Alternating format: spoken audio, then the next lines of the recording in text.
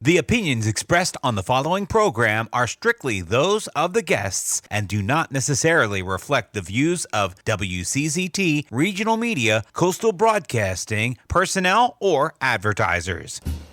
Money Talk with Melanie features lively discussions of a wide range of global, domestic, and kitchen table financial topics. Guest interviews include entrepreneurs, CEOs, and politicos who are experts in their fields. Be sure to listen up. This is important because it's your money. Your money. Be sure to listen to Money Talk with Melanie. Money Talk with Melanie. Wednesdays, 7 to 9 p.m. Eastern Time on 98.7 The Coast. Money Talk with Melanie is brought to you by the Tax Mama, Eva Rosenberg. Visit taxmama.com. And welcome to another live edition of Money Talk with Melanie. I'm your host, Melanie Collette, broadcasting live from beautiful Cape May County, New Jersey. If you've never visited Cape May County, folks, you should do well to do so. We have beaches, wineries. Oh, yeah, and beaches. We're a lovely resort town. You should come visit. Cape May County sometime. We have campgrounds. We have all kinds of really fun stuff to do here in Cape May County. Our guests this evening will be Karen Pudetti. She is going to share with us Rags to Riches, how beauty icons made it big. I'm kind of excited about that. I think it's fun. So she's going to tell us about the success of beauty icons and how they did it, and she wrote an entire book about it. And then we're going to switch gears in hour 2 to speak with Tahira Rehmatullah, and she's going to discuss the intersection of cannabis legalization and racial justice, which should be really interesting. She co-wrote a book called Waiting to Exhale, and we're going to talk to her about that.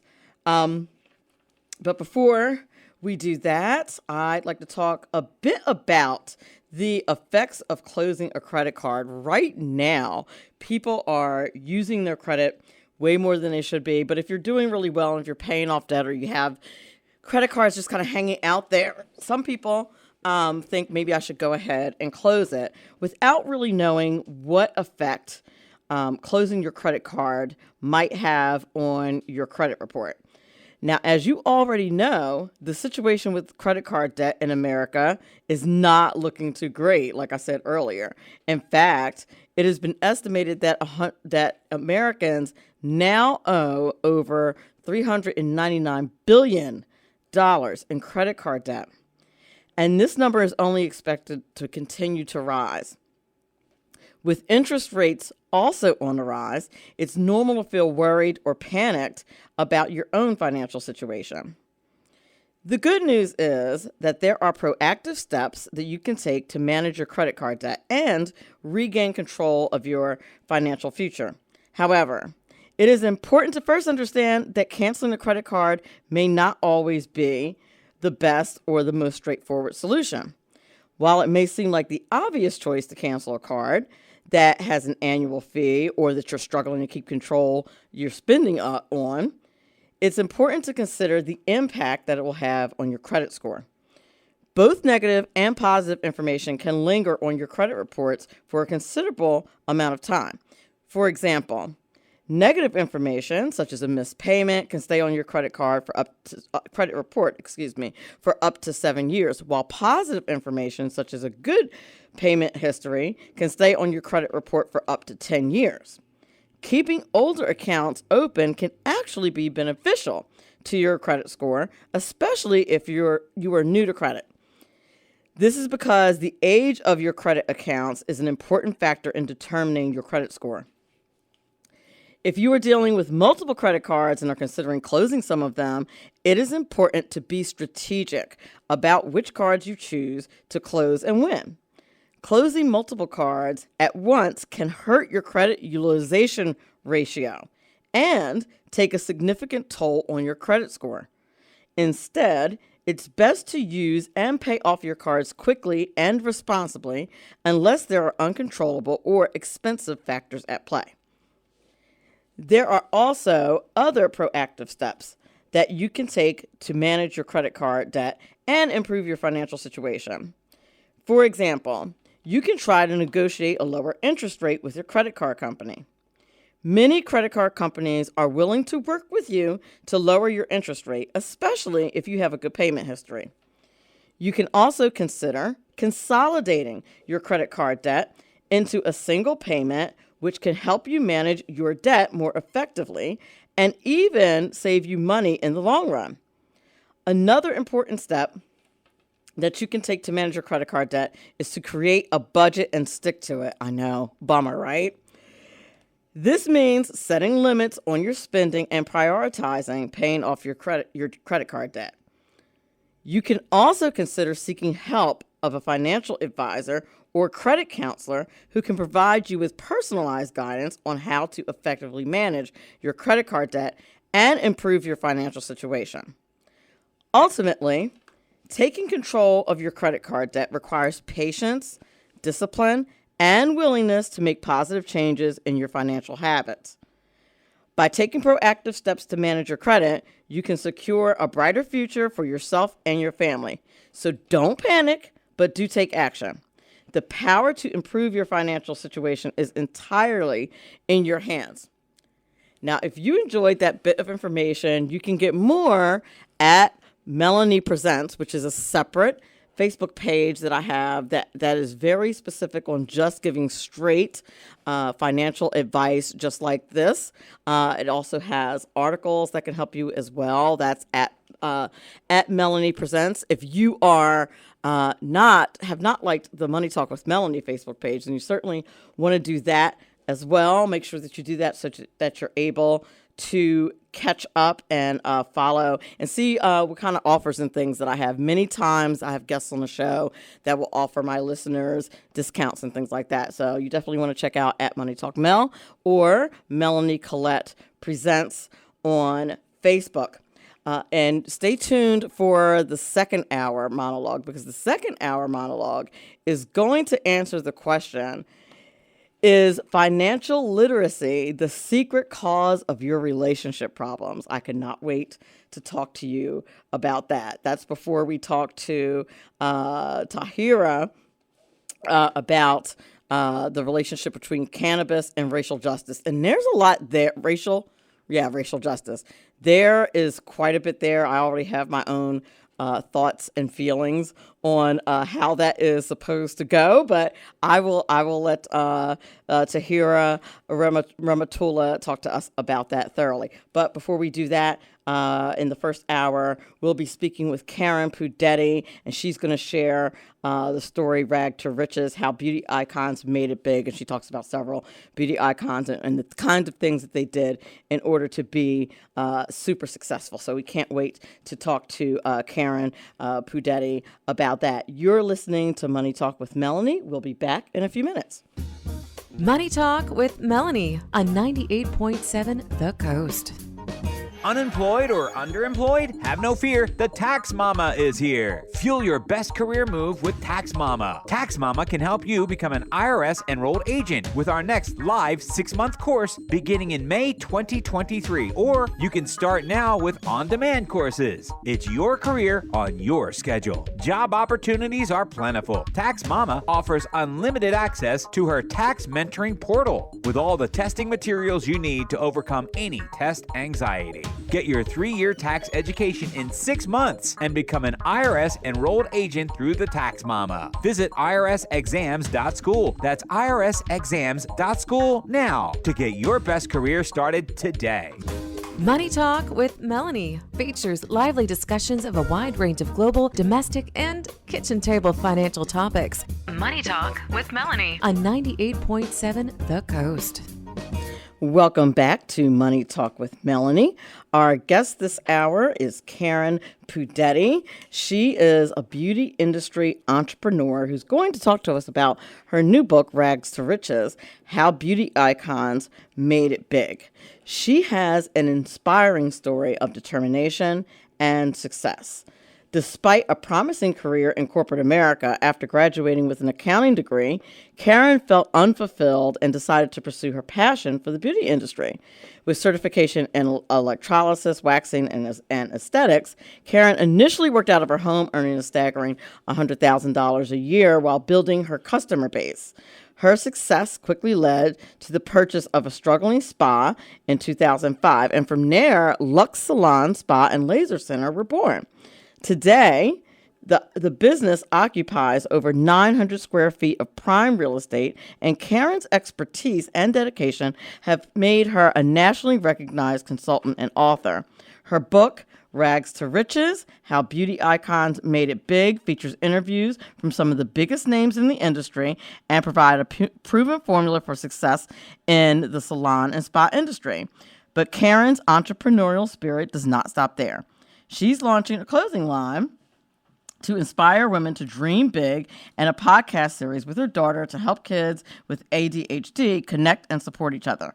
With her impressive achievements, Karen proves that anything is achievable with determination, hard work, and passion for what you do. So without further ado, I'd like to introduce to the show Karen Pudetti.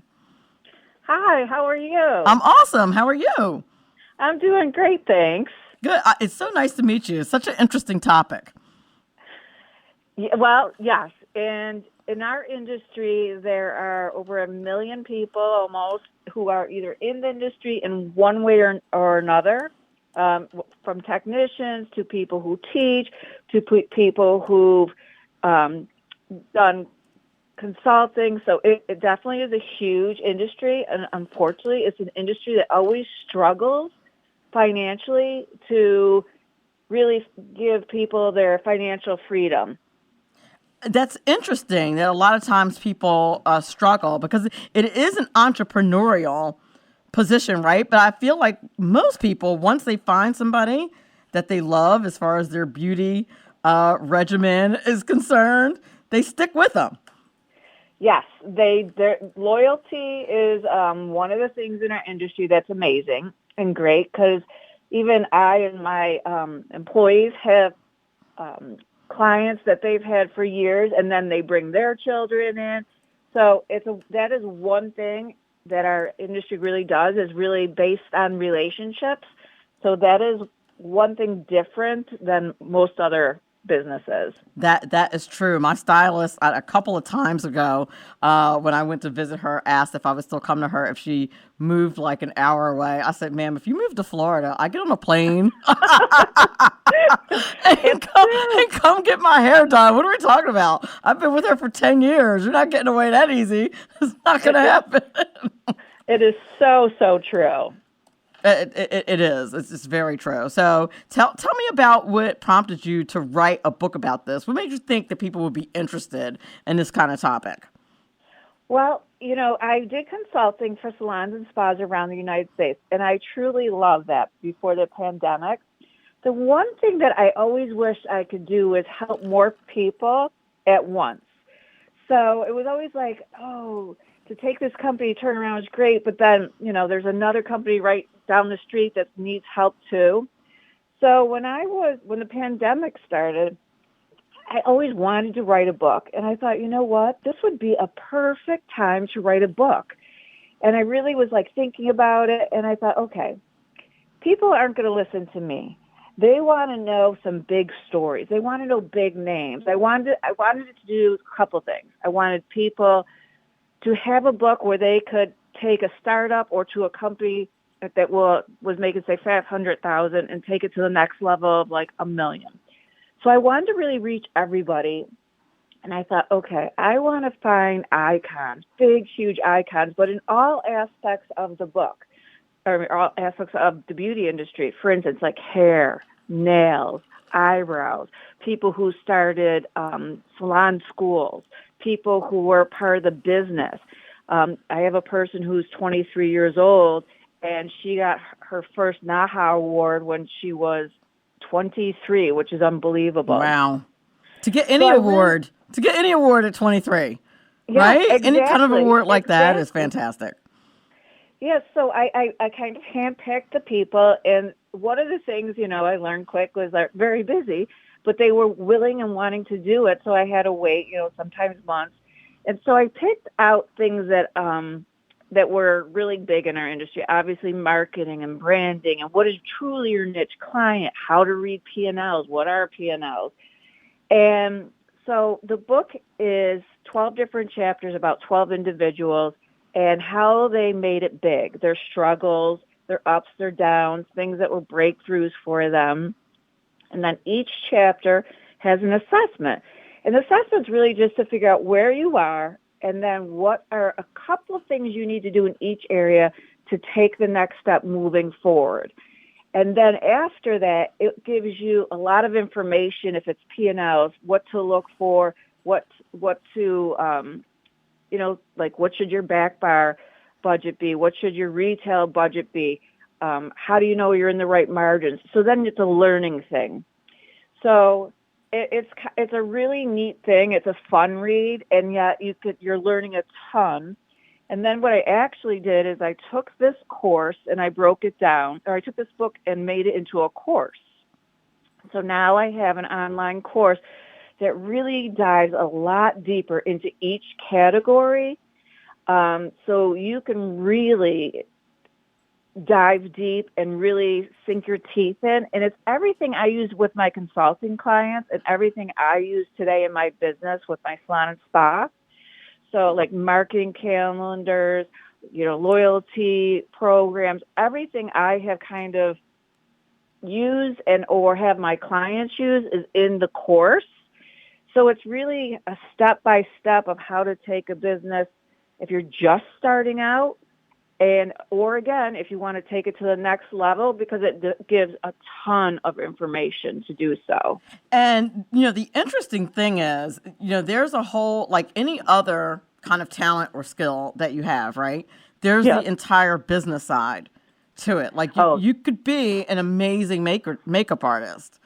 And you could work for someone under the circumstances, but I think a lot of people typically go the entrepreneurial route. And if you do, then you have to have, a fair share of business acumen to make that happen.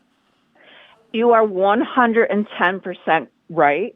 And I wish you could scream that from, the rooftop to people, because they're so amazing in their craft. And whether it be hair, nails, eyebrows, whatever it is, they are like the best of the best. And then they think, well, why should I make somebody else all this money? I want to take my skills and make myself a lot of money. So that's what they do. They usually go and open up, and they'll get a few people to work under them. The sad part about it is those individuals generally end up working to pay for the business to succeed. Right. So instead of taking home that money, they're paying the rent, the utilities, the marketing, and that's when they get into big trouble, because they really aren't used to doing that aspect of the business. And one of the things in our industry is you see a lot of money coming in, money coming in, and then there's money going out, but you always think, I'm making a profit. 80% of our salons and spas do not make a profit, and they don't even know it. What? Yep. Oh, yeah. And that's what happens. They don't understand, like, how to run the business aspect of it. And it is so heartbreaking to watch people work their butt off and then to find out, oh, well, they have $50,000 in debt or more in debt, and they're not taking a paycheck. So, Right. And that's kind of the point, is to take some kind of paycheck. Yeah, absolutely. But I find that's not, that's not only in the beauty industry, but it's in a lot of entrepreneurial spaces. So in this space, in the beauty industry, in that space, are there some specific qualities that are necessary for success that will lead you to become not only successful, but an icon like the ones in your book? A couple of things. You have to have drive and just get up and go and desire. That's only you see in about 10 to 15% of our industry.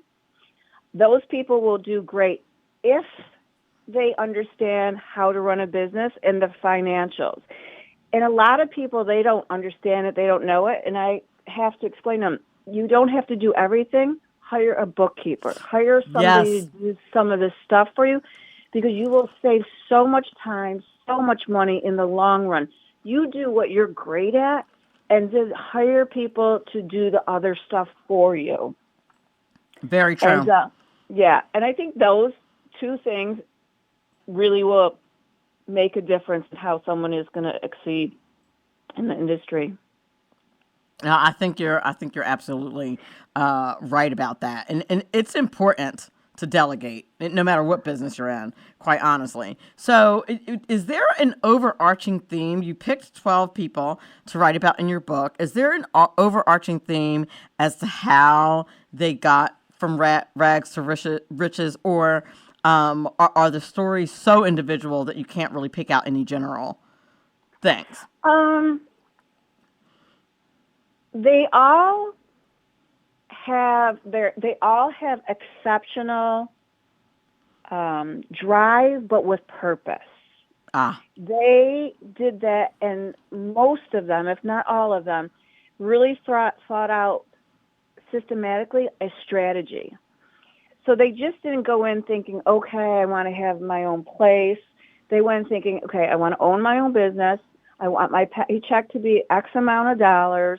I want to go in, and like one of the hairdressers was like, I want to work with models only, on runway, and they figured out exactly what they wanted to do and who they wanted their clientele to be. And I think that was huge with each and every one. They knew where they wanted to end up, and they figured out the steps to get them there. That makes sense. And being strategic, I think is underrated. I think a lot of people just get this idea and then they just go. Like, here are the things that I have to get done, but they don't think about being strategic. I have a friend who's a mentor as well, and he says that to me all the time about different activities that I'm involved in. Don't just be happy to be in a room. Be strategic. What's your goal while you're there? Yep. What are you focused on? And I think when it comes to business and entrepreneurial pursuits, particularly if we have a little bit of success, right? We're just so happy to have the success. We don't think about, okay, how am I going to use this to move the ball forward? Yes, absolutely. It makes a huge difference knowing where you want to be versus just kind of fumbling to get somewhere. Exactly. So now, were there financial decisions that the history's best beauty icons made that ensured their success? Were there some financial moves that they definitely made to... Yeah. Go ahead. Yes, they did. And it's funny, everyone was a little bit different. Like, one started out with a partner and realized this was never going to work for the type of person that he was. So he had to kind of break ways. There was another person, Barbara, who was thinking, I'll do this, but I want to have, a couple of different people around me. So, yes, it's funny how they all had really big struggles, but their struggles kind of caused them to be where they are today because they had to work through it and get to the other side, and that made them bigger and better. That is ironic that is the case about, our failures and things when things go wrong, and the importance of resilience. Absolutely. Yes. I think it's a lost art today. There are people who will tell you that it's perfectly fine not to ever have anything go wrong. I'm like, it's not really, because then when something does go wrong, you think it's catastrophic and you haven't built up the skills to get through it. Absolutely. Yeah, you're right. Yes. Yes. And in our industry, there's, whether you're by yourself or with owning a company, I mean, you could have a walkout and have 7, 10, 50% of who work for you walk out on the same day. And if you're not strategically set up to endure things financially like that, it would ruin you. And all of them hit some really hard bumps, but it was like the turning point to get them where they are. So, yes. I like that. And I would imagine that it has to do with, okay, once they hit that hard bump, what did they do about it? Yes. And you know what? Each one of them kind of sat back and really reflected, like, okay, now this happened. It's going to be okay. I'm going to work through it. It's a bump and not like a stall.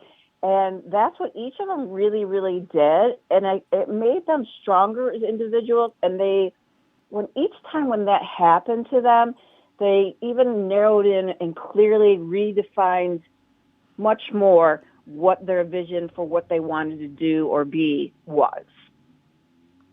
That makes sense. So let me ask you, were there any of the people that you wrote about, did any of them have meager beginnings and then were still able to be a big success in the long run? Oh, yeah, many of them.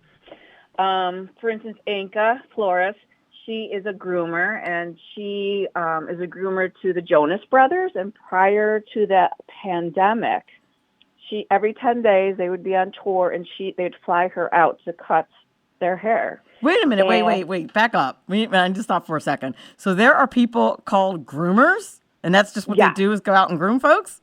Yep, they're groomers, and they usually is more of a male, someone who does male haircuts or beards or stuff like that. They're called groomers. Interesting. I did not know this. Okay. Yeah. Carry on. I'm sorry, I didn't know that. I learned something. I always learn something new. So yes, she started out. Her family is from the Philippines, and she was telling me like Philippine women are supposed to go to nursing school, and her family had her ready and to go to nursing school, and she did, and she didn't want to go, and they didn't have a lot of money. And she finally said, this is ridiculous. I'm going to put myself in debt. I don't want to do this.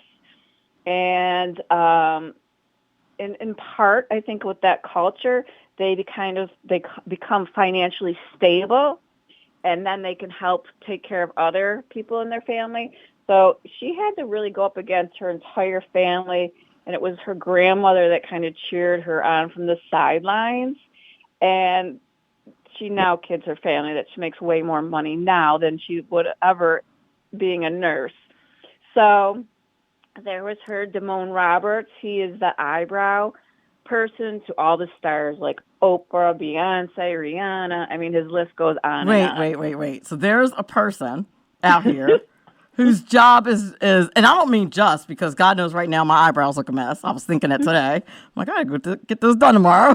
But like, it just goes around and does people's eyebrows? Yep, he has in LA, right near like Rodeo Drive. He has a place right there, and people come to him, and he was hysterical. He was very funny, and yeah, he has a couple others. So if you apprentice under him, it's just like you.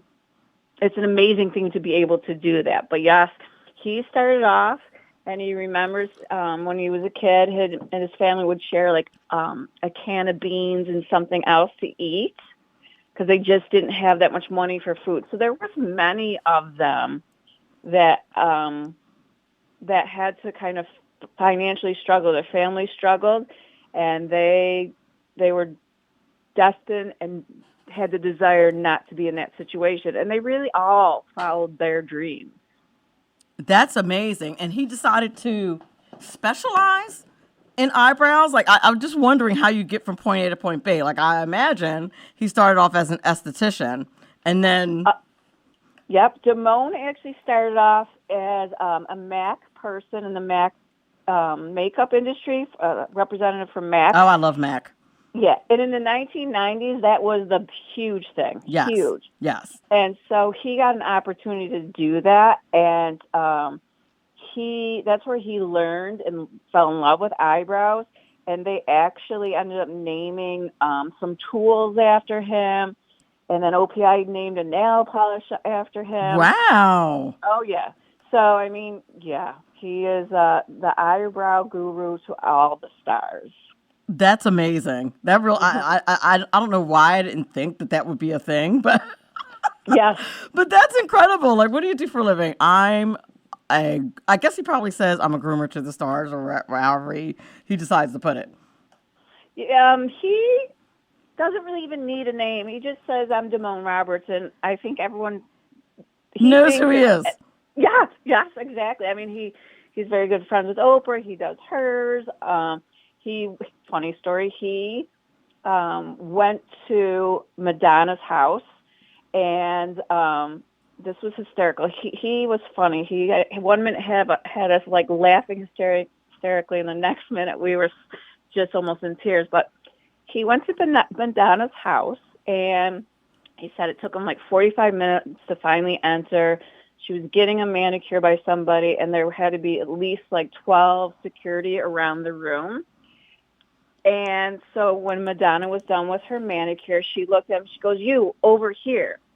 And Damone is hysterical. He says, "I clutched my pearls," which means he like clutched Right. her pearl necklace.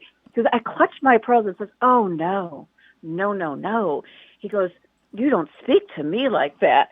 And he said all the security people started snickering and kind of like trying to choke back their laugh. And he goes, "I would never be rude to you, so I assume you will not be rude to me." And she just stared at him, and he goes, "I was sweating at that point." And then she says, "I'm sorry, you're right." Good for him.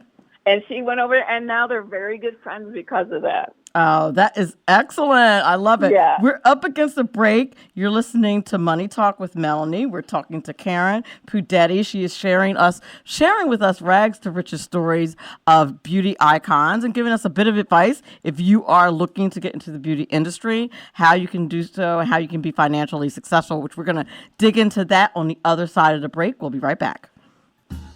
Money Talk with Melanie features entrepreneurs, CEOs, and politicos who are experts in their fields. Money Talk with Melanie. Money Talk with Melanie on 98.7 The Coast. What would you say if I told you becoming an IRS enrolled agent is just a keystroke away? It is, with the professional education provided by the Tax Mama. Yes, the Tax Mama offers both live and self-study tax courses to get your new lucrative career off the ground. It's your life, your schedule. Seize the opportunity to excel with the Tax Mama. Right now, visit irsexams.school and discover your path towards becoming a respected tax professional. Tax law, tax practice, it's all covered, along with all of the study tools you need. The Tax Mama is here for your new career. Visit irsexams.school and launch your career today. Money Talk with Melanie features lively discussions of a wide range of global, domestic, and kitchen table financial topics. Guest interviews include entrepreneurs, CEOs, and politicos who are experts in their fields. Be sure to listen up. This is important because it's your money. Your money. Be sure to listen to Money Talk with Melanie. Money Talk with Melanie. Wednesdays, 7 to 9 p.m. Eastern Time on 98.7 The Coast. Money Talk with Melanie is brought to you by the Tax Mama, Eva Rosenberg. Visit taxmama.com. Welcome back to Money Talk with Melanie. This hour, we're speaking with Karen Pudetti, who is the author of the book Rags to Riches, How Beauty Icons Made It Big. She is a beauty industry entrepreneur with a very inspiring story, and we are talking to her now about how a beauty icon, how someone can become a beauty icon. She wrote a book all about how other people did it, and she's one herself. And so if you are interested in the beauty industry, listen up. Welcome back, Karen. Thank you. So a lot of times in this day and age, we have the whole digital era. How does that affect, or has it affected, that industry and the financial success of beauty entrepreneurs? Well, it's become very competitive in a couple of different ways.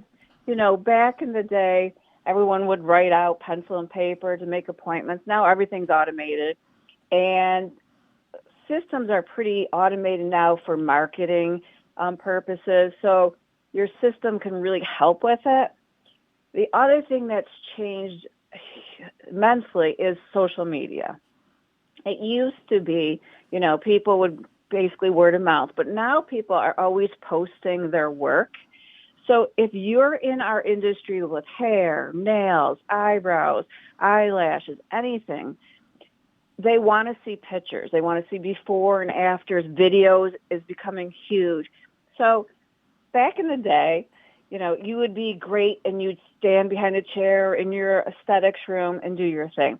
Now you have to let the world also know what your thing is too. So it's the position of anything in the beauty industry has become much more advanced as far as you need to be great at whatever your niche is, hair, eyes. But you also now have to be able to market it really, really well to let everyone know. So that has been huge. They say if you don't have a social media account on LinkedIn, Facebook, Instagram, people aren't going to find you and you're behind the times. So that part of our has really changed in our industry a lot. And that, I think, is true. I know I'm disappointed if I can't do something digitally, if I can't do it online. And my stylist posts, she goes through spurts, maybe I guess when she's not busy, which is hardly ever, where she doesn't post anything. And then, over a couple of days, I'll see her post videos of styles that she's done. And I see other people doing it too, people who do eyelashes and stuff like that. And that's good to see, I think. Yes, absolutely. Now, when we hire somebody new, we have them, we actually sit them down and we talk to them about, okay, how are you going to promote yourself? We expect, so many images, so many videos, so many like product knowledge information a week. Is this something you're willing to do to help your career? So it's now part of our hiring process and what they need to know. Oh yeah, absolutely. Mm-hmm. Yeah. And it is a must. I mean, if nobody knows about you, then nobody's going to come to you. And if no one can see your work either, and like you said, it used to be by word of mouth, and you just have to, you'd see a girlfriend or whatever, you'd see their hair, oh, who did it? Oh, my girl, my dude, and you should go check them out. You should give them a call. Absolutely, yeah. So it's really transformed our industry to it, and they say you need to be marketing every day to stay on top of things. If you don't market yourself for like a week or 2 weeks, I mean could really hurt you. And you're getting new clients and staying on top a lot. And that is true because everybody else is out there. Like the field is super crowded. Absolutely. And it's strange because I know for me, I feel like I'm always posting stuff. Like it feels from my perspective that there's a lot of posts. Like people are inundated with my posts, right? But then... perfect example, about a month ago, I posted a clip. I do some television, and I posted a clip, and someone was like, oh my gosh, congratulations on the first. I was like, I've literally been on this show every week for a year, and you just saw it. So to just kind of I post all the clips, but that just kind of tells you that you really do have to keep doing it a lot. Oh, absolutely. Yeah, it is as important as your craft is, basically. Right. And if you know anything about social media algorithms, if you want to be enlightened, take a look at your reach. Yes. You know, if you have, 10,000 followers and your reach is only like 50, like hardly anybody's seen it. Yeah, absolutely. And again, like for my company, I got to the point where like, this is way over my head. I'm not an expert. I barely get it myself.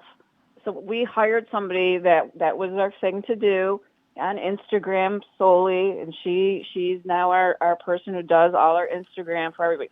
But everybody has to generate their own content, and then gives it to her, and then she'll do it. Oh, that's great. And that's smart. That's smart. Who wants to be fooling around with that? Yeah, exactly. So Let me ask you, I feel like over the years, beauty standards have changed immensely, right? Yeah, no, absolutely. How How has that affected the industry? Honestly, there's a lot of good things that's come out of it. Like, for instance, I'm in New York. Licensing is pretty difficult in New York, which is great. So that is really one thing, because 20 years ago, you could have someone go through hair school and they wanted to do hair out of their kitchen. And those people tend to use the cheaper products, take shortcuts. So I truly believe the more that the licensing does to make it harder and more standard, it benefits the general public. And then again, some of it is a little crazy. Like, for instance, in New York now, if you do any kind of nails, you need a ventilation system. Which, okay, that sounds reasonable, but the ventilation systems are usually around $35,000. What? If you're not, they have these whole systems, and they brought in so many experts, so many complaints, that now you can do it a couple of different ways. But in order for me to do it in our salon spa, it will still cost me $15,000. And it doesn't make sense, because smaller places, they're never going to be able to do it right or properly. And so sometimes they kind of get carried away with some stuff. Yes. Regulation is definitely a thing. Yeah. Absolutely no doubt about it. Yeah. So it's good. And then sometimes they're a little crazy. Right. Exactly. Because how are you supposed to get into the business under those circumstances? You can't. Right. So let me ask you this. Are there some tips and strategies, like maybe a top 2 or top 3, that you could share with the audience about how to be financially successful in the beauty industry? Yeah, there's a couple. First of all, I would record, it sounds very silly, but my first thing I would do is record every single dollar coming in on every day. So at the end of this day, you brought in X amount of money, first and foremost, every penny. Then, even on like another sheet of paper, write down all your expenses. And it doesn't matter if it's $10, because what happens is a lot of people say, oh, it's little, doesn't matter. Oh, it's little, doesn't matter. It all matters. Yes, I had one of my clients, I said, you are kind of giving away or losing $5,000 every month because they're little. And that little has grown into big. And I said, we need to be accountable for all that. So that would be my first thing. Really write that down. And then anytime you go to do something, don't just say, oh, that payroll company, I'll go with them. I'll go out for 3 quotes for everything and anything. And then I'll tell them, like, I'm looking for the best one. Credit cards, I go to my companies every 6 months and say, well, can you do any better? Can you do any better? Really? Oh, yeah. I like that one. I feel like that's good yeah. for everybody. Do you think that's indicative of just business accounts, or do you think you can do that with a personal account as well? Definitely business, because you have more money. Right. If you have a great relationship with your bank, they'll do what they can, because you'll say, okay, then I'm going to go to somebody else and I'm going to go out to shop. Right. So that would be like one of them. Again, when you sell retail, you want to keep track of that and just replace what you sold, because you get a lot of people, your vendors will come in, oh, if you buy 6 of these, you get this free, or if you buy 20 of those, you get that free. You don't need 20. So now you're just putting money out where you don't really need it. So the financials first and foremost. Second is really figure out who your target person is. Who is your ideal client? And in my book, it has like a lot of questions to answer, and even more so on my course. You should be able to write like a 3-page almost traits on the person that you want to have your client, so you are really narrowed down and focused. Because if you're marketing to everybody, you're going to get nobody. But if you really know you want somebody who's like between 45 and 50, curly hair, some wavy, some type curls, that's who you will attract. That's very good. That's very good. Yeah, those are, and just think about what your end game is always, and work towards that. For instance, when I started my house, I knew one of the things I really wanted to do was to own a building. And so every time I made another step forward, I made it so that my end game was I was going to buy a building, and I have one at 16,000 square feet. 9,000 of it is what I occupy for my salon, spa, and laser center. And the rest I rent out as, as a rental to somebody else. So they're also helping pay the taxes and everything like that.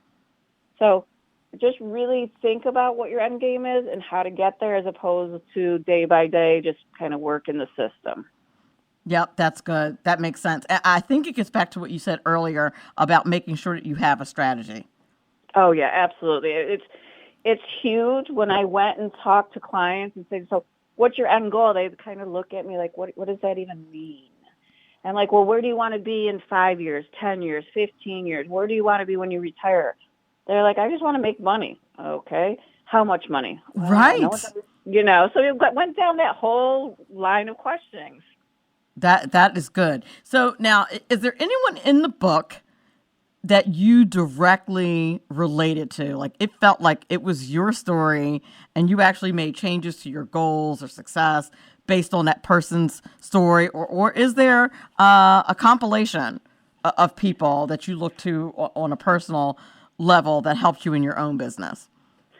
You know what? I'll be honest. When I went into this book, one of the things I really wanted for myself was I wanted to take away from each person. So, for instance, Gino Stempora. Yes. He was somebody who was in the business world. He met all the big people in hair. I mean, he's been around forever. And his niche in life, he says, and he was a hairstylist. He says, I was an okay stylist. He goes, that's what I was. Okay. I wasn't great. I was okay. But I formed relationships with people, and I bonded with them. So my book was always full. He goes, because I treat them like royalty, and I remember their kids' names. I made a point to make sure I treat each client like it was my only client that day.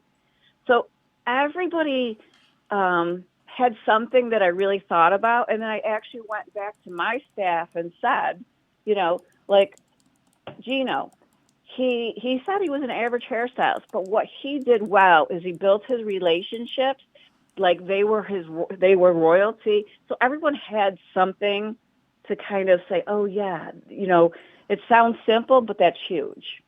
No, that is huge. That's important. That's important in any business. And unfortunately, I don't know what's going on, but post-COVID, like the niceties just seem to have gone away everywhere. Have you noticed that? Is that my imagination? No, it's funny. I find that everywhere and a lot in our industry, when prior to it, people always offered waters, teas, coffees, some kind of fruit, like if you're in the spa. For us, we have, if it's your birthday, anniversary, we have goodie bags to give people for special occasions. We have robes that if you're a new person to our salon and spa, you instead of white, you have a light yellow, and everybody knows you're new. So that's nice. Yeah, wants to make sure they're welcome. They have a treat. They have their water, coffee, whatever. So that a lot of that kind of stuff definitely went away, and it's kind of sad. People look forward to it, and they want to come in for services, but they like the little things as well. Well, that is very true. I know I like the little things. Oh, absolutely. Absolutely. It's the niceties, but I really swear that has kind of gone by the wayside. I think because, I don't know, during the COVID era, if you will, we were all kind of living in this area of scarcity. Yes. And for some people, that doesn't seem to have gone away. I agree completely. Absolutely. So I know we only have a couple of minutes left, but I'd really like you to speak to the importance of having a personal brand in the beauty industry. especially in the beauty industry. Like, for instance, after the pandemic, I came back and I wanted to rebrand. I was like, okay, I want to up my game. I want to clean it up. I want a new face. And it was huge because people noticed it even more right away. Changed colors, changed lettering, changed our names, everything. And it's a way for people to identify with you. And I think, honestly, it does need to change with the times. You can't have it, especially in the beauty industry. It shows that you're moving along. You're always on the cutting edge. You're looking for the new services. So it's who you are, whether it's a color. Even in our boutique, we have an orange smell that we made. That's our smell. And it's just, whether they're walking by the sign in the building, see a post or something, we want everyone to immediately, oh, that's Lux. Oh, that's Lux. That's Lux. And I think that what you're saying is kind of creating, even if it's something small, things that are specific to your business, that are just yours. Absolutely. That people can't get anywhere else. Yes. And it just sets you apart. It makes people identify with you. If people are confused at your branding, they're like, I'm not really sure what they're all about or who they are. I mean, when people, our words are upscale, professional, clean, and friendly. That is anybody who looks at us, comes in the door, those are the words I want them to see, kind of feel, and know immediately without being told. That is clean. It's clean and friendly and upscale. Yeah, upscale and friendly. I like it. I like it a lot. Yeah. Tell people where they can find your book, where they can find your salons, more information about your business, and where they can find information about it. Okay, for the book, it's www.iconicriches.com, rags to riches. For the course, it's www.iconicriches, rags to riches in action course. You can go on to Lux, which is www.luxspa.com, Luxe spa.com. You can see my social media. Facebook or Instagram is part of Lux Spa as well. So those are probably the best and easiest. Nice. I like it very much. Thank you so much for coming on the show. Karen Pudetti did a great job, and I learned a lot about the industry. I hope people will click onto the podcast when it's posted so they can listen and get great advice. Thank you so much. I had a great time. Thank you. Thank you very much. You have a great night. You too. Thanks. This is important because it's your money. Your money. Money Talk with Melanie. Money Talk with Melanie. On 98.7 The Coast.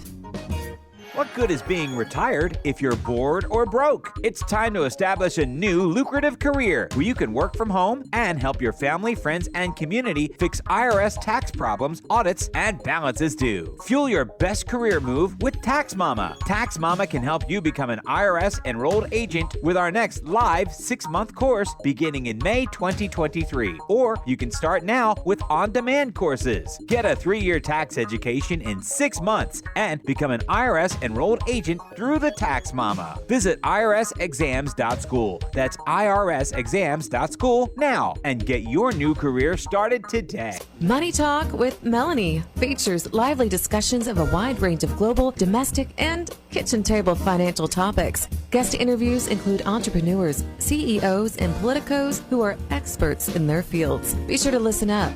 This is important because it's your money. Your money. Be sure to listen to Money Talk with Melanie. Money Talk with Melanie. Wednesdays, 7 to 9 p.m. Eastern Time on 98.7 The Coast. Money Talk with Melanie is brought to you by the Tax Mama, Eva Rosenberg. Visit taxmama.com. Welcome back to Money Talk with Melanie. We're headed into the second hour.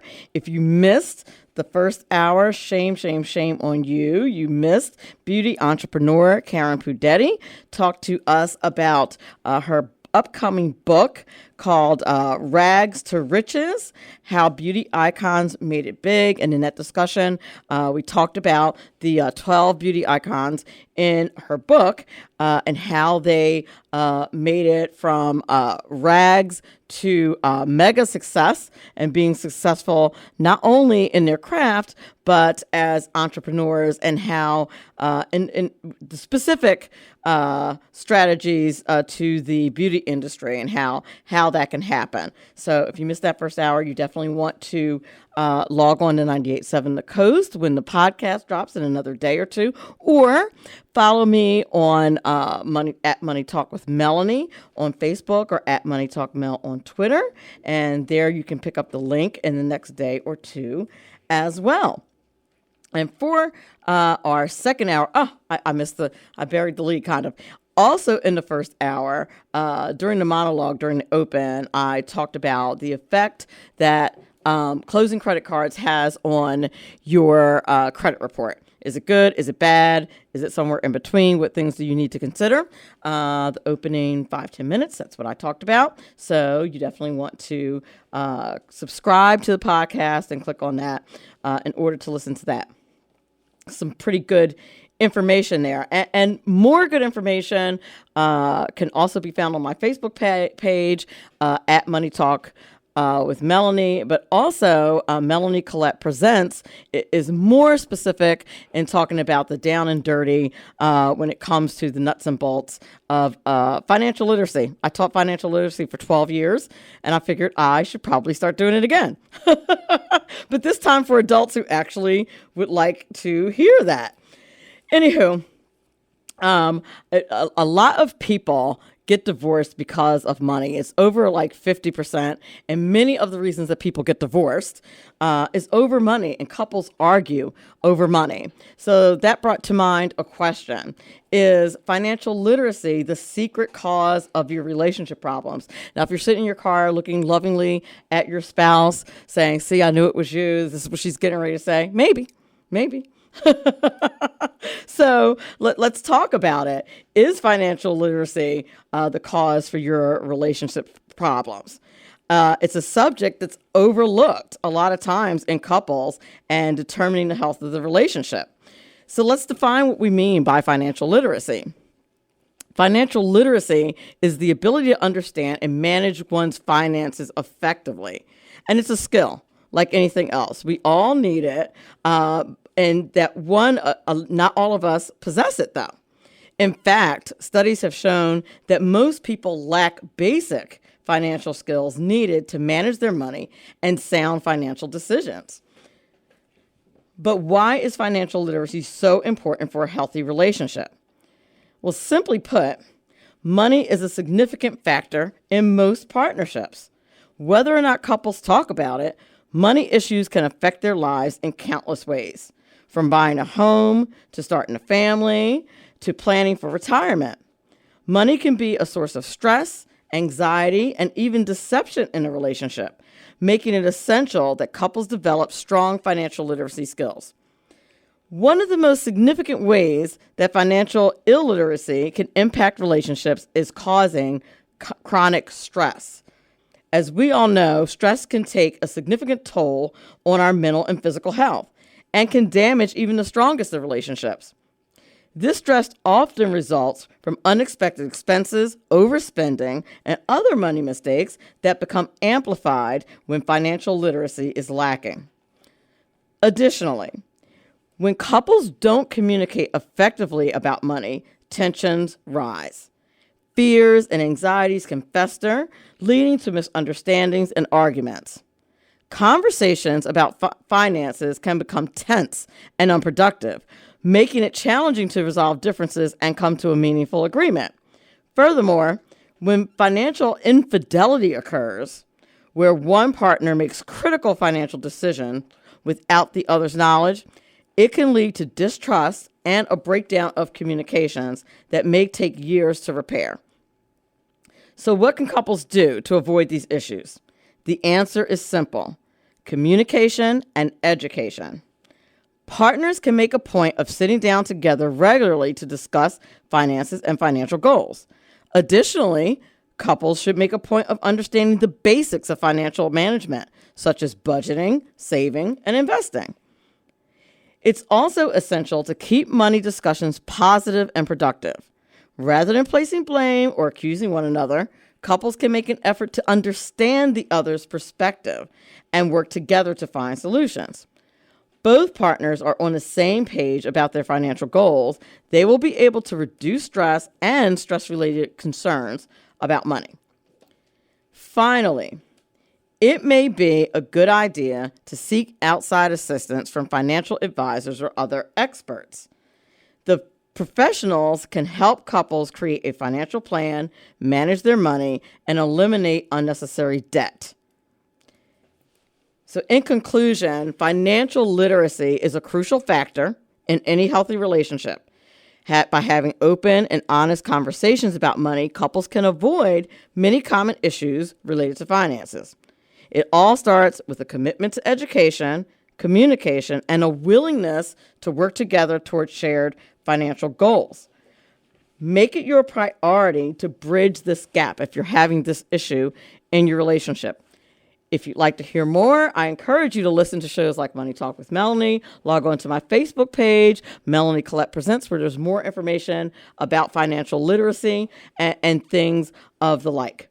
When we come back, we'll be broaching the topic of the intersection of cannabis legalization and racial justice. There are many financial aspects to this, and I can't wait to talk to author Tahira Rehmatullah about this subject. We'll be back in a few moments.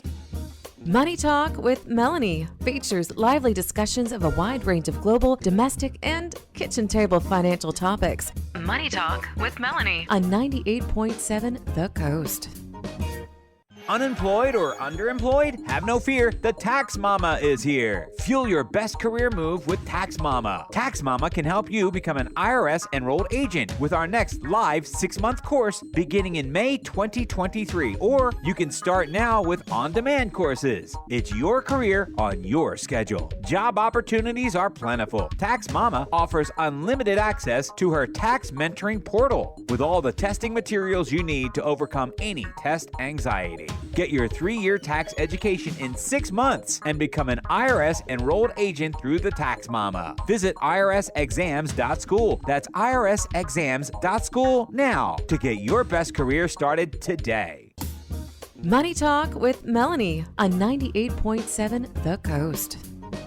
Welcome back to Money Talk with Melanie. We're in the second hour where our guest is Tahira Rehmatullah. She's a partner at Highlands Venture Partners, co-founder and CEO of Commons, and member of the board of directors at Akerna, I hope I pronounced that right, Akerna Corp, and Last Prisoner Project. She is often referred to in the trade press as the most powerful woman in cannabis. So I'm very excited to talk to her this evening about the intersection of cannabis legalization and racial justice. So please welcome to the show, Tahira Rehmatullah. Hello. Hi. Am I pronouncing your last name right? Yes. Ah, yes. You. I'm 2 for 2 tonight. Usually, Too many letters. There's a lot of letters. It's intimidating. But very phonetic. Yes. And usually I email guests and ask them, like, if I have any hint that I'm not going to be able to pronounce it, and ask them for the phonetic spelling. But when I looked at your name, I was like, no, I think I got it. I said it out loud. I think I'm right. Yes, it is. It's a lot of letters. So at first you're like, oh, no. But then when you read it, you're like, oh, no, that works. Yeah. Spelled like it sounds. That's good. It does. Now, I'm excited to talk to you for a couple of reasons, quite a few reasons. So I lean conservative. There's no secret about that as far as, my listeners are concerned. They're very well aware of that.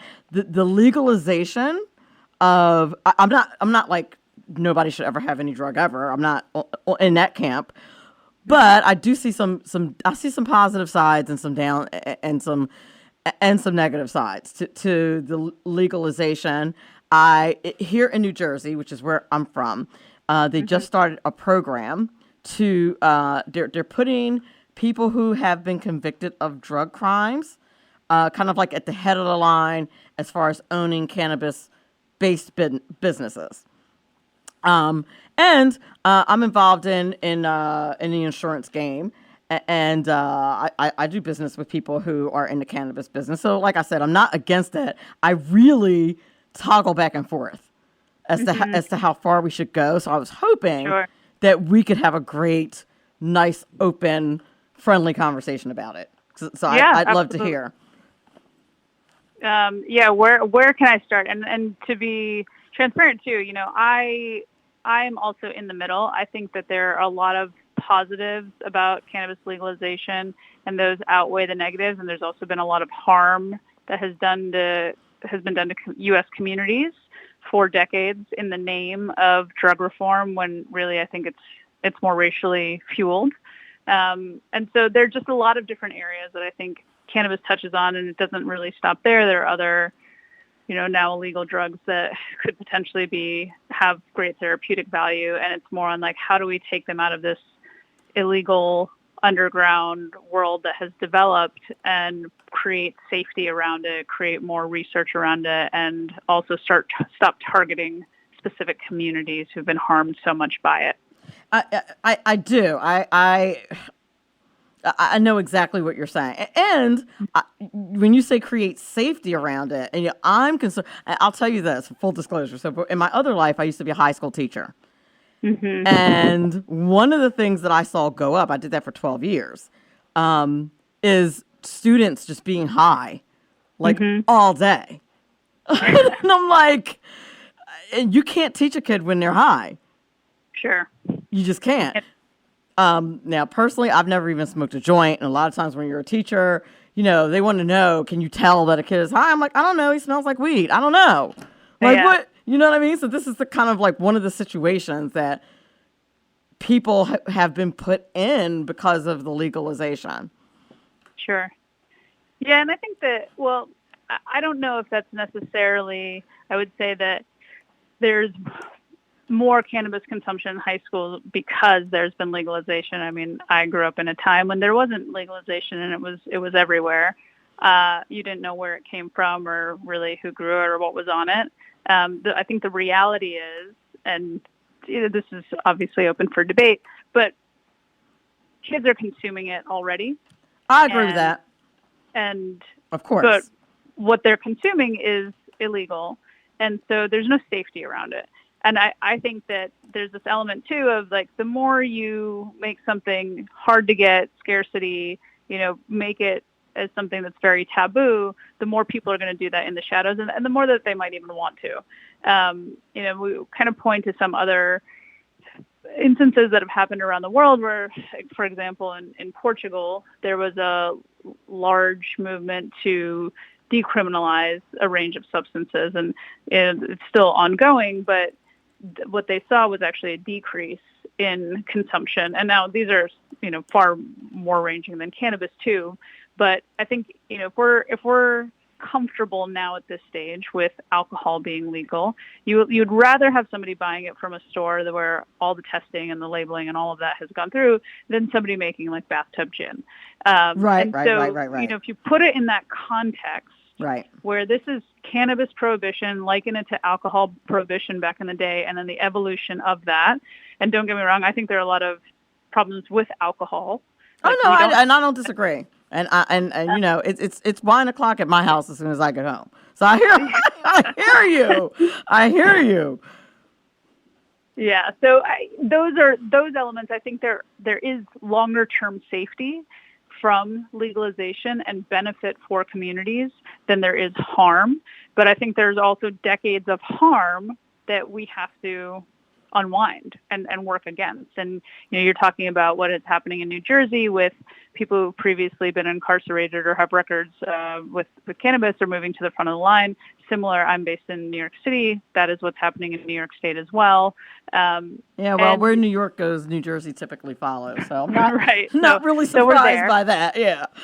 And it has not been a smooth process by any means. But what was very important for New York to do was have an element of social equity, social reform, and opportunity for communities who have been harmed by the war on drugs, either personally or in their families, to be able to have an opportunity to participate in the legal industry. Because what we're seeing is that majority of people who are actually operating in the legal industry, who are leading businesses, who are making the money, are not these populations who have previously been engaged in the illicit industry.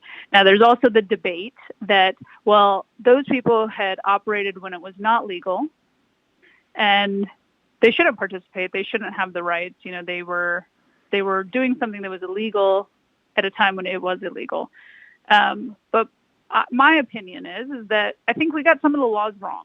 I think there was unfair persecution of certain populations, and now it is on the industry as a whole, and I say that it's a very big, wide statement because there's so many different people who are engaged with it at different levels, to put in measures to help right some of those wrongs. Okay. And move in a more equitable direction. Okay. All right. Good. Okay. And that's the way I understood it. I had this conversation with somebody like 5 years ago, and that was one of the things that I said. I was like, well, it was illegal. Like, one of the reasons why I didn't try weed in college was because it was illegal. But other people did.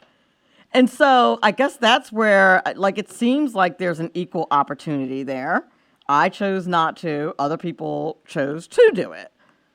And that's what happens. Another reason was because I can't do jail. I was like, yeah, I am way too cute to be in jail. So, if I was at a party and the drugs came out, I was gone. See ya. Yeah. Bye. I'm out. So what's the other side of that argument? Why is that not a reasonable position? I guess that's what I want to ask. So what we examine in the book, and an area that is, really my co-author Kwasi's area of research, is looking at race, criminal justice, and policing, and how that impacts certain policies or how those are rather executed. And so one particular area of the war on drugs is that it really has disproportionately impacted Black and brown communities in the U.S. and in Canada. Uh-huh. A lot of the stories that we've shared. And when you look at the sentences don't fit the crimes. And if you look at the populations largely that are serving for those crimes, look, if you have a white person who is caught with cannabis, and a Black person, the assumption is that the white person will likely, maybe have the resources to get away with it or get a softer sentence, and the Black person will likely not. Right. That the consumption amounts for white and Black populations are the same, but Black people are 4 times more likely than a white person to get arrested for a cannabis-related offense. And, we still have about, best estimates, I think the estimates are pretty far-ranging, but 40,000 people in prison who are serving time for low-level, non-violent cannabis offenses, many, many, many of which are now legal. And that is a disruption to communities. Cannabis was really used as a way to enter communities, to target those communities. So it's used as a tool for elements of control. And I think had it been universally and very equally applied to every single population, that would be one thing, but it was not. And there is data that supports that. And so these harsh sentences that have been handed down to people, anywhere from, decades to life sentence for a cannabis crime, it's ruined communities throughout the country. And so that is, I don't disagree with that. I don't disagree with that part, but the part that I wonder and worry about, and I had this discussion with, a friend of mine who's a cop who actually quit being a cop. And one of the reasons he said that he quit was because he was tired of locking people up that looked like him for cannabis crimes.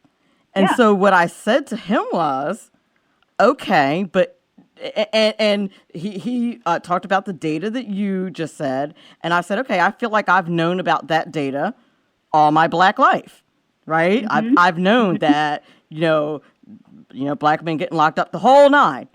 But it would Right. seem to me that would be, as a black person, all the more reason to steer clear of the drug. Is that not?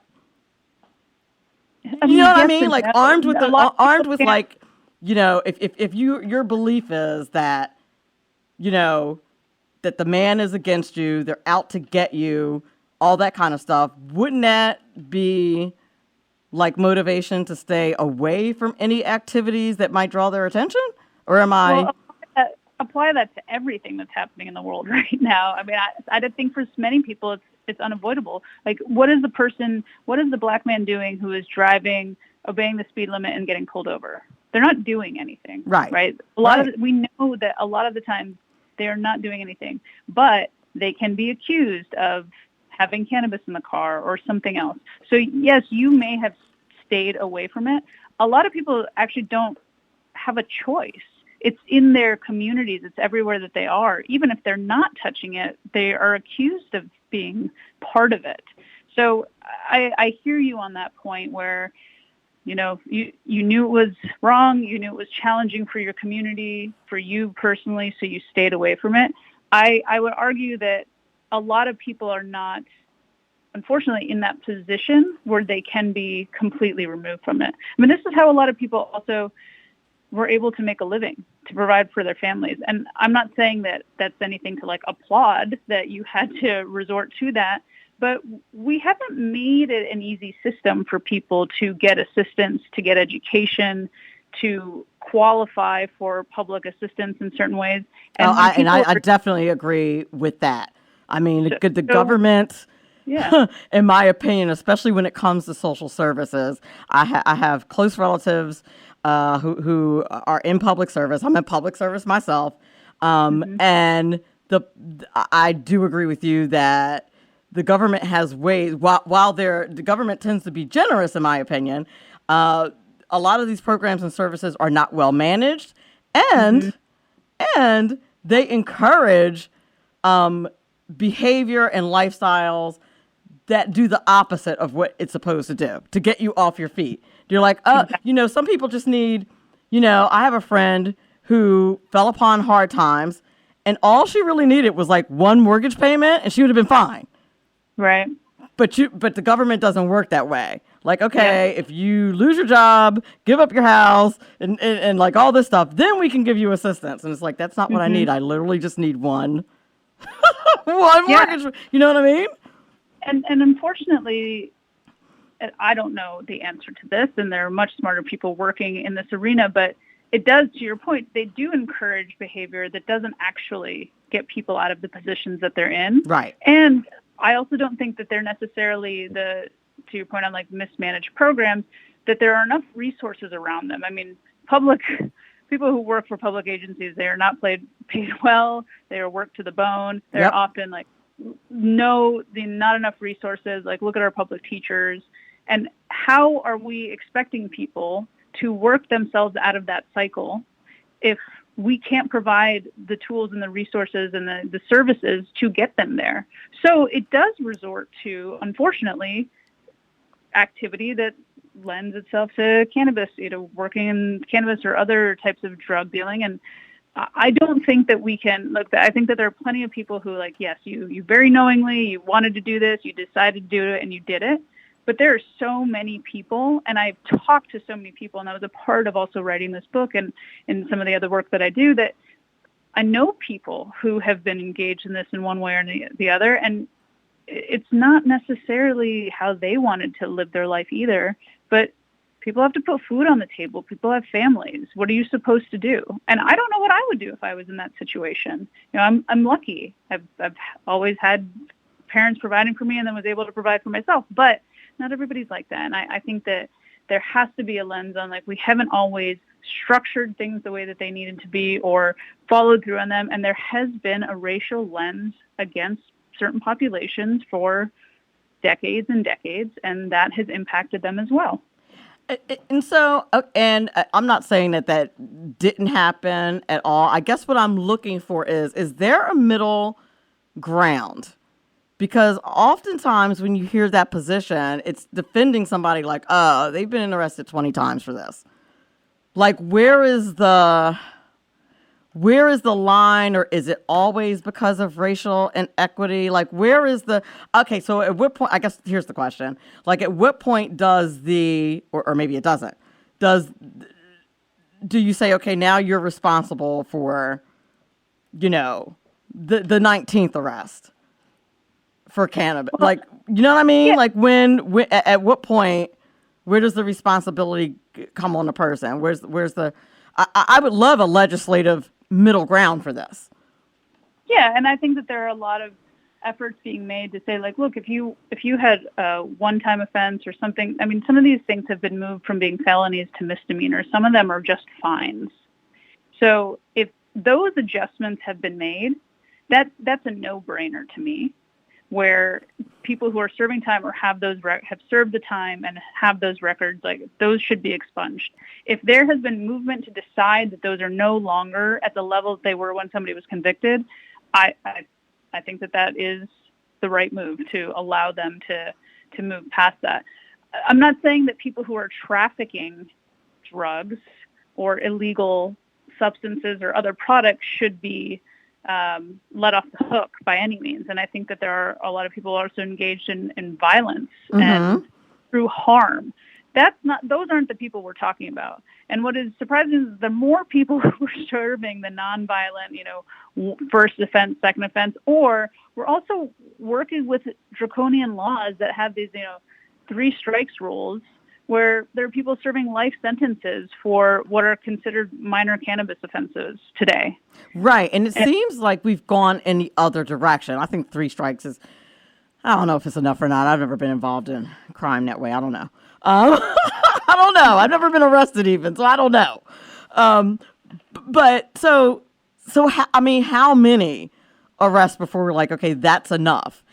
And what about no. This is the question I wanted to ask you about the nonviolent crimes. Would you be open to legislation when it comes to expungements and stuff like that? And I understand what you're saying, but oftentimes it was a plea deal, right? So maybe they pled out of the violent situation, and now the time that they're doing is for the nonviolent thing.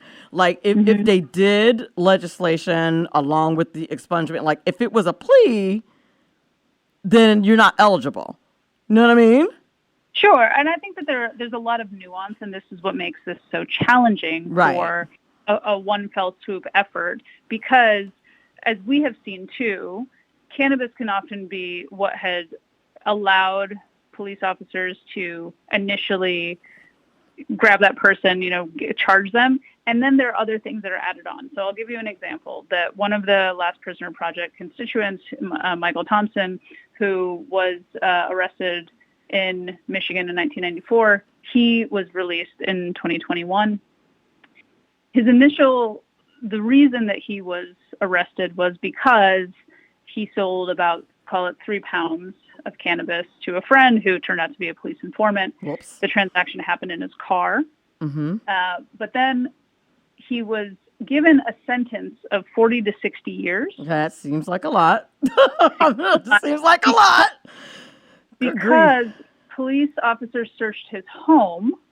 Mind you, the transaction did not happen there, and they found guns. Those weapons were antiques. His wife, they were in locked gun safe. His wife even testified that most of the guns were actually hers and had proof of it. But because of a prior drug conviction for Michael Thompson, he was sentenced to 40 to 60 years.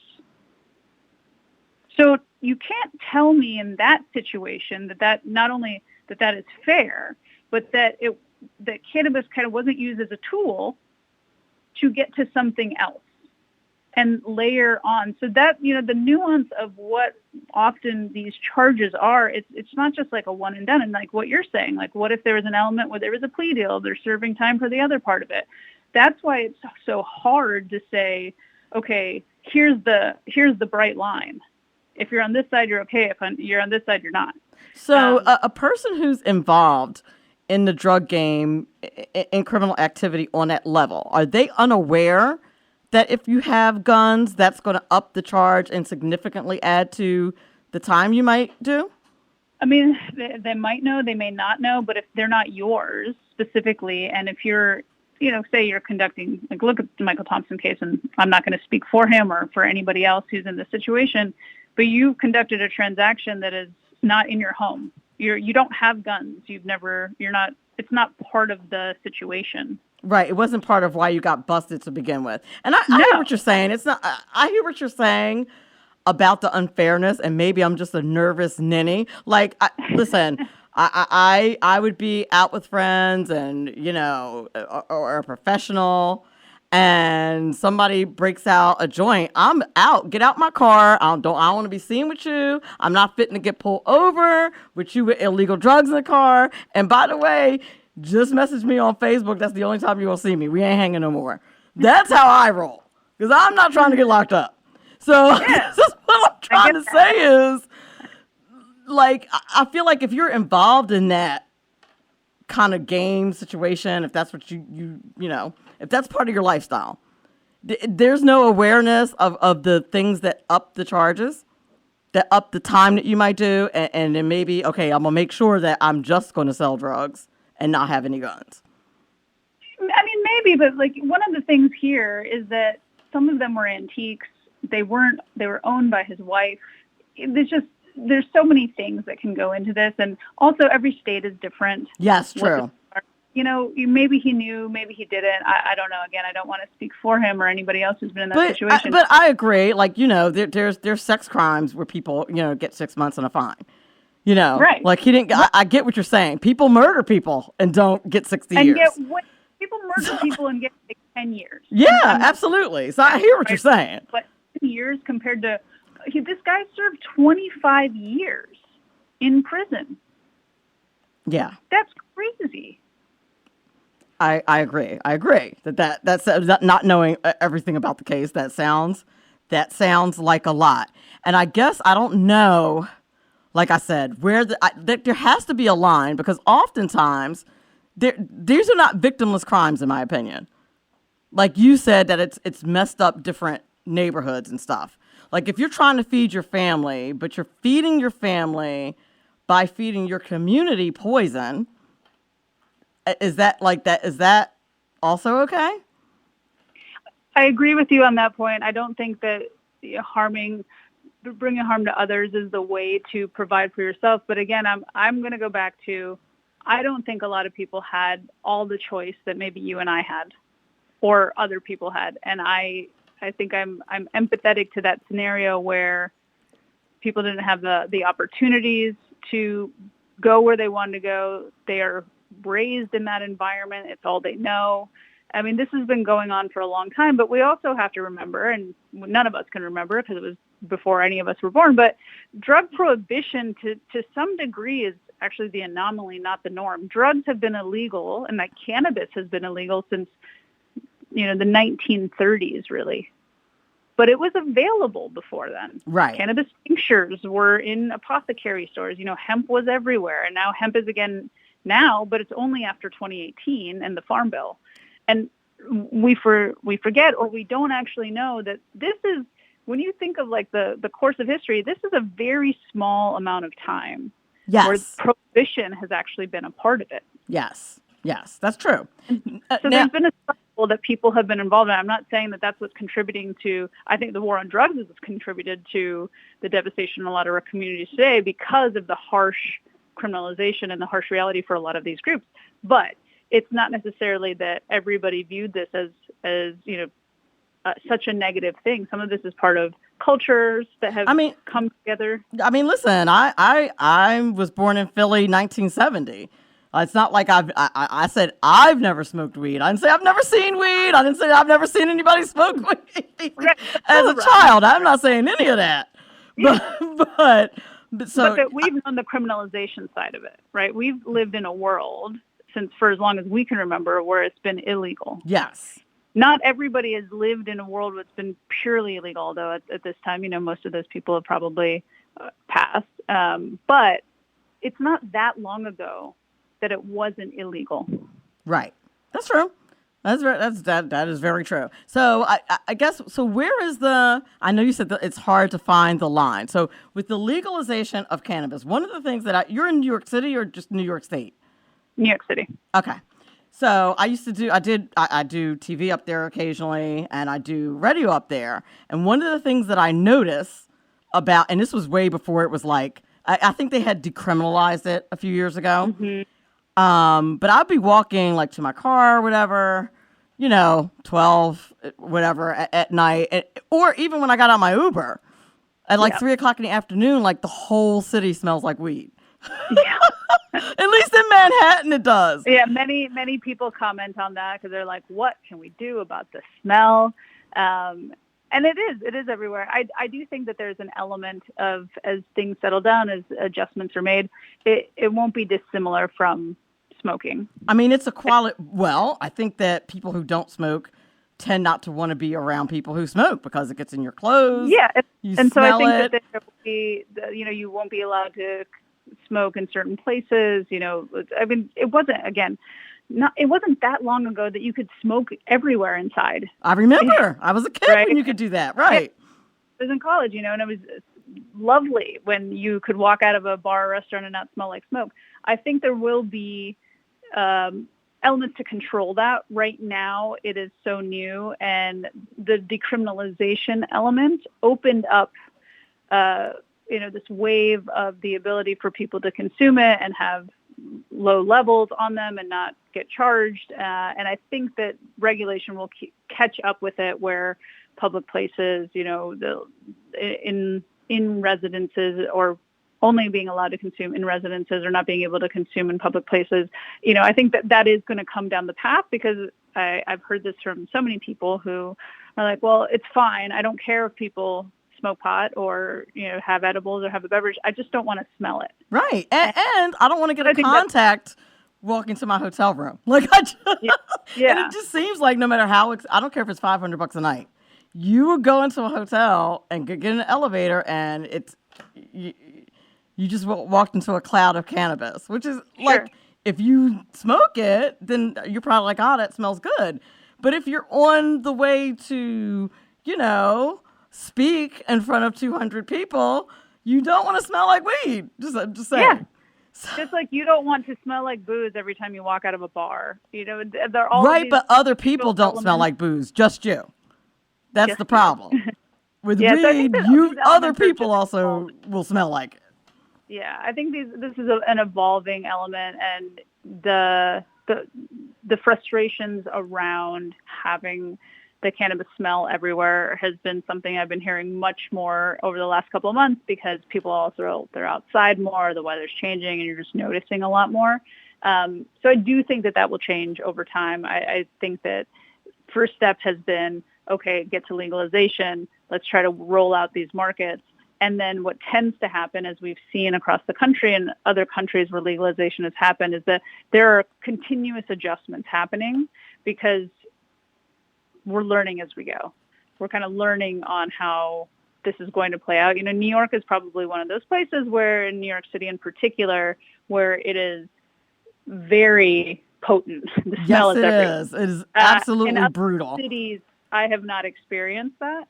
And so I think that's something that, it changes kind of place by place, but I do think that is something that will be taken into consideration and adjustments will be made. I'm not too far from Atlantic City, and I can tell you Atlantic City is not far behind Manhattan. As far as that's concerned. But when I first started doing media up there, I was like, what is going on? Mm-hmm. What? I had no idea. And I guess New York City was like one of the first places it was decriminalized. Yeah, I mean, it's actually New York City, and I learned this by being on another radio show where somebody called in and informed me that New York has actually decriminalized cannabis in the 70s, but there was some kind of a loophole which allowed it to be, enforced against, and now that has been further adjusted to allow for possession levels, and you can have a decent amount of cannabis on you and not be charged. Well, and so it's still a federal crime too, as far as I know. I don't understand why they just don't go ahead and do what they have to do. Like, why are the feds why is it still illegal federally? Why are I love the Constitution, but there's things about it that I don't understand. Like why I get states' rights, I understand that. But if you are a state, you're inside the federal government. So Yeah. how I still don't understand how that works. Like, okay, we're going to decriminalize it, meaning we're going to like write a regulation, not a law, a regulation, or the prosecutor's office is going to decide that we're just not going to do this anymore, even though you swear that you're going to uphold the law and the Constitution when you get sworn in. Like all of that kind of stuff I find very confusing. Yeah, you and me both. And I think most of the cannabis industry has been operating in this very challenging space where, the Cole memo was something that came out during the Obama administration. It was if you were obeying that memo, it wasn't law, but if you were obeying that at the state level, that the federal government said that they would only intervene in states that failed to prevent criminal involvement in the states, to sales to youth and illegal diversion to other states. So if you were obeying that, then you were within reason, within the law, but still illegal at the federal level, which means that we don't have access to things like banking and have terrible tax laws that apply and make businesses really challenging to operate. Yes. And obviously, state to state, you can't go from one state to the other with cannabis. I didn't know or at that. least you're not supposed to. Well, many people yeah. do. And then, But they don't even, from what I understand, they don't even check for that anymore. Like not really, because again, people are. I think it's also law enforcement. It's like we have bigger things that we have to focus on, and we would like to put our attention there. And cannabis it's legal in so many places that if they're the minor levels, that it doesn't seem like they're trying to get people for that. And I'm sure you would agree with this, is that there are a lot of things that we're dealing with right now that we need our law enforcement focused on. And me personally would rather than focus there on really catching the bad guys than focusing on people who have cannabis, a couple of joints in their bags. So it hasn't been an area of a priority the last couple of years, which we still need federal legalization in order to allow the cannabis industry to operate in a more productive and kind of seamless way, the way that other industries do. And without federal legalization, there's still a lot of pain points that are challenging for the industry. So you wouldn't say that, and when you say legalization, do you mean like anybody, everybody, or should you be 21, or like with alcohol, like how? Yeah, I think 21 and up, at a minimum. There was a few years ago, and I think this kind of gets brought up over time, where some people even advocated for the age being older, people within the cannabis industry. But 21 is the age for alcohol. If we're going to liken it to alcohol, even though I think that alcohol can be much more damaging to people in society, but we are where we are, and that's been around for much longer as a legal vice, if you will. But I think it's the same way that if we want to level set, say, like the same way that liquor stores operate, you have to be of age. Everything that's in that store goes through a process. There's proper supply chain, there's proper testing, all the things. And I think that there is an element too where we should know levels, which is something we don't do in alcohol, and like how much is somebody. It's a hard thing, and I guess I don't really have the answer there. There's some states that have limits on how much somebody can purchase, and some states that don't. I don't have a clear answer there, because I do think that in some ways it's a person's right, or what if they're purchasing for a party or other people, and then on the other side it's, well, we want to make sure it's safe. And so I always err on the side of safety, whatever that looks like. But I do think that you have to be a certain age. Certainly not 18. I think 21 is at the minimum. And we need to make sure it's in a controlled structure that can be tracked and traced. And I think that's where like the biggest issues are. Like I'm thinking, like you can't, for example, take care of your kids while you're inebriated, while you're drunk. You can't do that, right? You're not allowed anyway. Like if you get reported, they'll come get your kids. If they it should be the same with with cannabis or opioids or everything else that we have, right? That I think the same rules apply. Too much of any of this stuff is not good for you. Children should not be negatively impacted by it. You need to be clear, coherent, all the things. So in New York City where it's decriminalized and people, I mean, from what I've observed, a lot of people are walking around high. And because of the close proximity, like I live in a rural area, I don't think anybody would even know someone was smoking if I was in my backyard smoking weed. I don't know if anybody would even notice because our houses are far apart. But in New York City, you're up under people. Like you're up under each other. And I feel like it affects innocents, if you will, or people who are not interested in that. Like you have to really watch your back and look around because so many people are high. At least that's what it seems like to me. But maybe it seems like that to me because I'm super uptight because I'm not high. I don't know. I think the impression is that everybody is walking around high. And as a New York City resident who is around these people, I feel differently. But I don't disagree with you that you can smell it. But you know what I think it is? If you're not in rural areas, first of all, like I said, we're not up under each other. So we're not like when you're walking down the street and stuff. And don't get me wrong, I'm not dissing New York. I love New York. I love the city. I'm originally from Philly. But what I'm saying is you don't see people up close and personal like that around here. So I think when you're not from there and you're not used to seeing people out in public high, you're like, what is happening? It feels like everybody's high, but that's probably not the case. Yeah, it's not really the case. But I hear what you're saying. I think it's also perspective, right? We have very different perspectives. Right. Overall, on like what we're used to, kind of being close proximity. I'm used to everybody being on top of each other because I've just been here for long enough. But right. Maybe things don't faze me the same way. But I do think that there is going to be tighter restrictions around that, again, for public health and public safety. For sure. Now, it's funny or ironic, maybe, in a book that you mentioned, cannabis being a gateway drug, which is another argument that people have, which actually is another reason why I never tried it, because in the 80s when I went to college, that's when they were big on lacing weed with crack.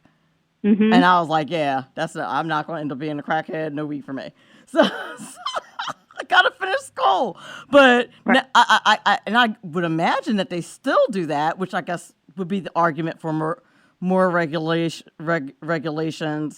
and legalization. But do you see that as a gateway drug or an introduction to do other drugs? So what Akwasi and I say is that cannabis is a gateway drug, but in our opinion, it is a gateway to the criminal justice system, not necessarily to harder drugs. I think, is there data to support, is it a gateway drug? I don't know. And to be honest, I haven't gone deeper there. People will always say that, and I think they'll say that about a lot of different things. That's what the DARE program taught me in middle school. So yeah, I know. Look, I'm a child of the 80s. Nancy Reagan, just and I think over time, learning what I did just about how cannabis came to be illegal, how the war on drugs came to be, I think I have a very different opinion of what comes from cannabis. And I in my experience is one thing, like I know a lot of people who consume cannabis and that's it. I know a lot of people do other things as well, but I think that it is a bigger pathway to the criminal justice system because of the way that policy and legislation, like just the execution of that, has carried out. Well, and I think they say that too, right? Like they say, like you have a bigger possibility of getting arrested or having a criminal record the way it was always presented to me is like if you use drugs, then you're gonna, and that was the thing, like you're gonna find yourself with people that you normally probably wouldn't have been with because you were high, or you know what I mean, or involved in things that you shouldn't have been involved in. I'm concerned, and like you said they're probably going to tighten it up, right? Because right now it's super loosey-goosey, and everybody's like, oh, well, I can be high. I'm going to just be out and be high. And it's like, first of all, I don't even know how people have time to get high. I don't even get that part, but who's got one thing And I don't know if you saw this, but it came out, the New York Times had an article that came out at the end of April that is talking about that as legalization is happening in more and more states, it's prompting many employers to kind of shelve that hiring practice of the just say no era, where it's like, okay, you test positive and you're out.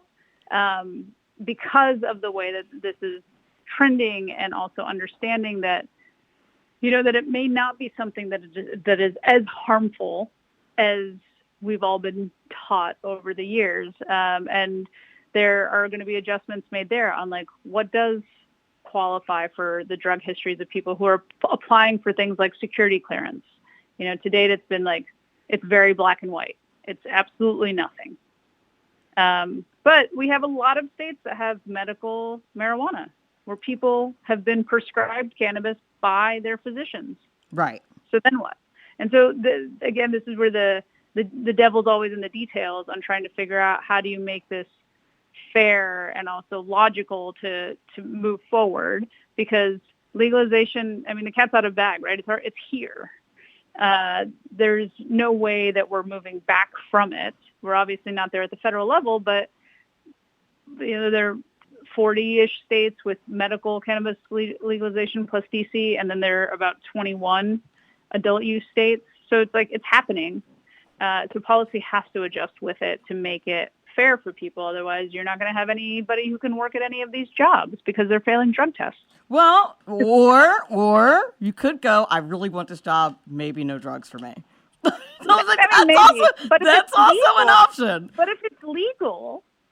Okay, but then, don't have that job. I used to be a teacher. You can't do drugs. Or not be a teacher. Like, that's the wonderful thing about this country. You can have whatever job you want if you work for it or whatever. Oh, listen, tell people where to get the book real quick, because my producer definitely gave me like the minute sign like 10 minutes ago. Okay. But it was such a good conversation. I wanted to inhale. It is on Amazon. You can find it at Barnes & Noble. MIT is our publisher, so if you go to the MIT website, you can find other locations as well. But Amazon and Barnes & Noble are two pretty easy ones. Amazon and Barnes & Noble. The websites? Yes, right? I didn't know Barnes & Noble was still around. Okay. It is. It's having a resurgence. Oh, well, wonderful. I used to love Barnes & Noble. Me too. It's making a comeback. Yeah, so Barnes & Noble or Amazon, Waiting to Inhale. Make sure you pick it up. Really good information. I appreciate you being willing to have this conversation. There's questions that I always wanted to ask. I thank you so very much. Make sure you pick up the podcast as well, which we'll post in a couple days. Awesome. Thank you, Melanie. Thank you very much, Tahira. Appreciate it. Yep, have a great night. Money Talk with Melanie on 98.7 The Coast. Want a dependable career instead of a job? Tax Mama is here for you. You can become an IRS enrolled agent and learn everything there is to know about tax practice and law with the Tax Mama. Right now, log on to irsexams.school to explore a sample class. The Tax Mama IRS enrolled agent course is accredited by the Internal Revenue Service for continuing education and may be paid by unemployment or social services agencies. Why wait? Don't just get a job. Get a career by becoming an IRS enrolled agent through the Tax Mama today. Visit irsexams.school now. Money Talk with Melanie features lively discussions of a wide range of global, domestic, and kitchen table financial topics. Guest interviews include entrepreneurs, CEOs, and politicos who are experts in their fields. Be sure to listen up. This is important because it's your money. Your money. Be sure to listen to. Please do turn in to Money Talk with Melanie next Wednesday from 7 to 9. We'll have 2 more great guests and more intriguing money talk. Remember, all of this is important because it's your money.